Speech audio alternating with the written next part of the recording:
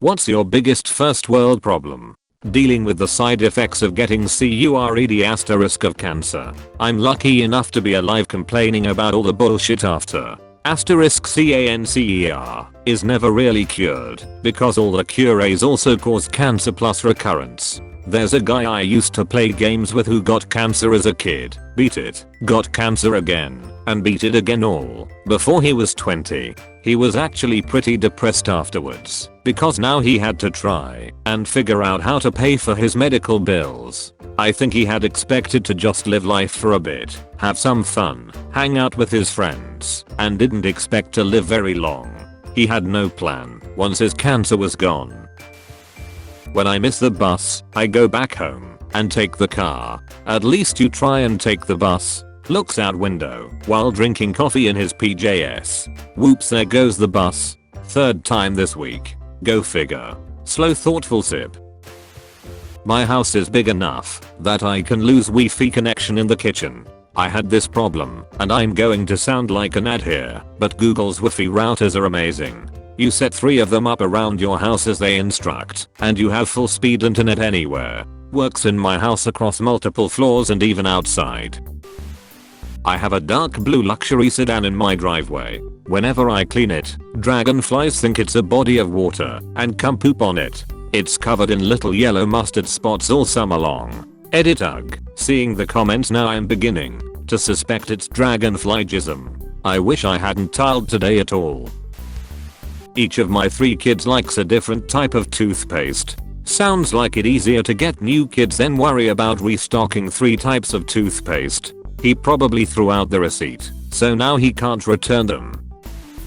Water meters are being installed in my building for the next 2-3 weeks. Each day our water gets cut for 6 hours. The tenants are upset and have to flush the toilet, wash their hands etc. with water from canisters. So, my legitimate first world problem is that I have to endure third world conditions for a few hours each day until my endless supply of clean water gets fixed. 6 hours a day for a few weeks sounds like a huge pain. Can barely remember not to automatically flush or run the sink when it's only supposed to be out for a few hours. My Bluetooth headphones running out of battery when I'm on longer flights. I carry old school wired buds with me on flights. Flights to Australia can take 12 hours. Most of them have charging points next to you, but not all. My drive to work is too short, so I never get to listen to as much music as I want. But when I'm at home I do other things. And then 9.99 seems like too much for the amount I listen. I wish I had that problem. My commute is 1.5 hours each way and it's awful. Have you tried podcasts for the long commute? I swear, my mind checks out, and I drive home on autopilot. I can't find any good topics to listen to on YouTube. I'm tired of listening to political commentary and I need to find something else. Javix9, do-it-yourself programming. Lots of great examples of actually implementing concepts, from basic physics to third graphics, to full games. CS50, lectures on computer programming from an entry-level course, which you can take for free online if you want, from Harvard. Legal, lawyer reviews courtroom scenes in TV and movies.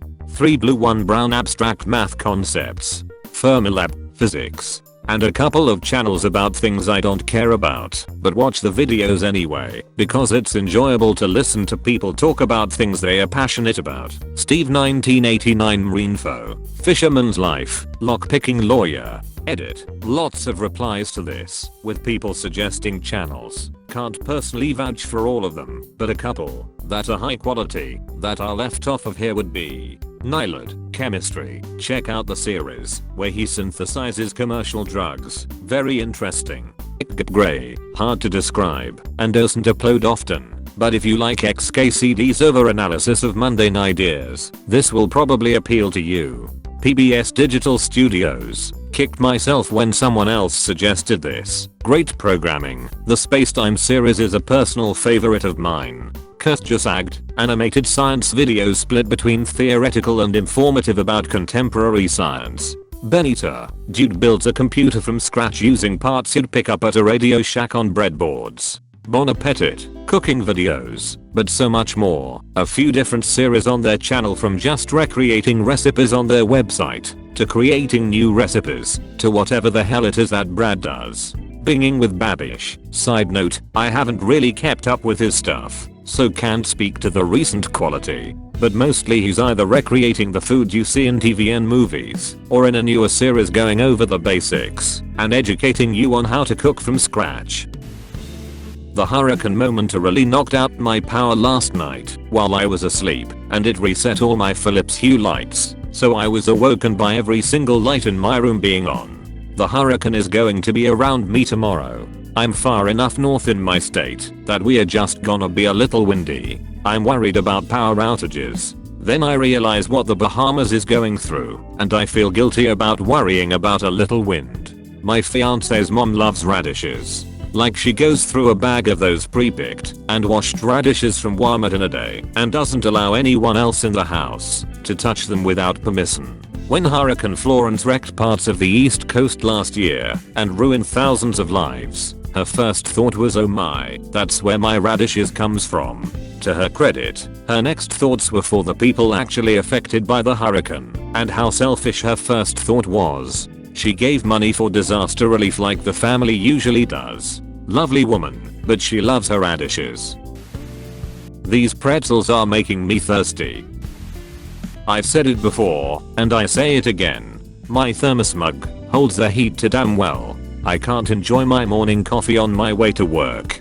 Have to wait until I'm at work before it's drinkable. Product idea: new thermos with adjustable vents to regulate the rate at which your beverage cools. When should I start my Kickstarter?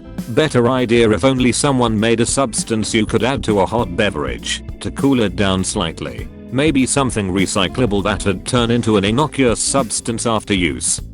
I'll call this substance ice.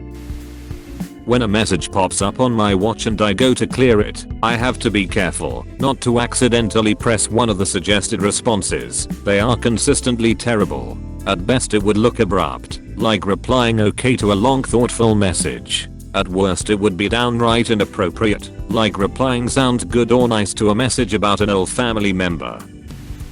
One time I forgot my AirPods at work, and I had to use regular headphones, but I forgot my headphones adapter for my iPhone, so I couldn't listen to music that day. I believe you can listen to your music full blast through your speakerphone so everyone can hear. Alright then. Play simple and clean loudly. Not enough unpaved rough roads for me to really use the 4x4 features of my Land Cruiser. That weekends are too short-lived. And also the problem about weekends is that if I go out during the weekend, I would be too tired and not just rest and relax as I want. But if I stay at home all weekend, I would be wasting valuable free time. That's why you spend Saturday out and Sunday in.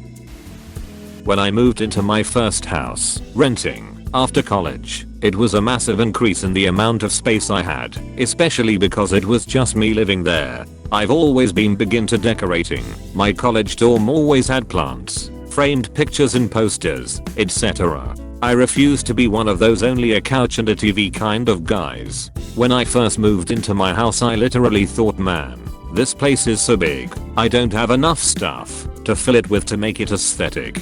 That's what I thought. When I bought my house 6 months later I was trying to figure out where all this shit I don't use came from. Good house, good wife, good family, good friends, good money, but always self-deprecating sad because my job isn't fulfilling or meaningful. I sometimes work with younger kids. I don't ask them, what do you want to be when you grow up? What job are you planning on doing? I ask them, what kind of life do you want to have? Then, how do you think you can make that kind of life possible? Then, what do you think you need to do to get there? You tailor your job and career to support the kind of life you want to live.